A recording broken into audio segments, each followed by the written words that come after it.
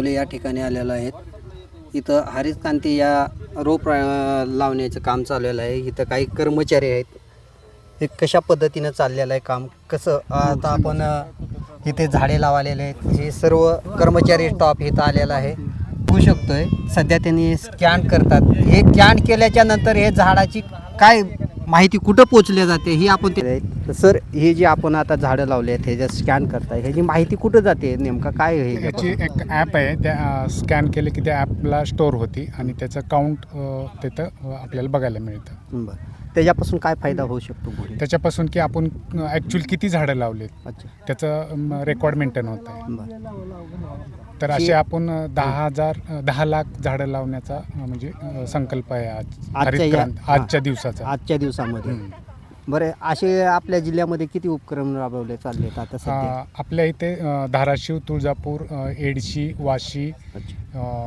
मुरुम असे ठिकाणी हे केलेले प्लॅन्टेशनचं आज जे चालू आपण केलेलं आहे। आज जे आपण चालू केलेलं आहे ह्याच्यामध्ये किती सहभाग घेतलेले कर्मचारी आहेत किंवा बाहेरचे ग्रामस्थ आहेत, असं काय सांगू शकाल का? बरेच आहेत, म्हणजे सगळे मंडळ, म्हणजे तहसीलमधले आहेत, जिल्हाधिकारीमधले आहेत, जिल्हा परिषदमधले आहेत आणि प्रत्येक म्हणजे ह्याच्यातून आलेले आहेत, गावातून।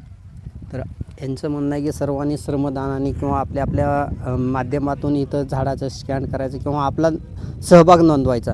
आपण आपलं नाव सुद्धा स्कॅन करू शकतो का असं? आपलं रजिस्ट्रेशन करू शकतो आपण। आपण जे व्यक्ती आहे प्रत्येक पर पर्सन तो त्याचं रजिस्ट्रेशन करून त्याची पण इन्फॉर्मेशन त्या ॲपमध्ये स्टोअर होते।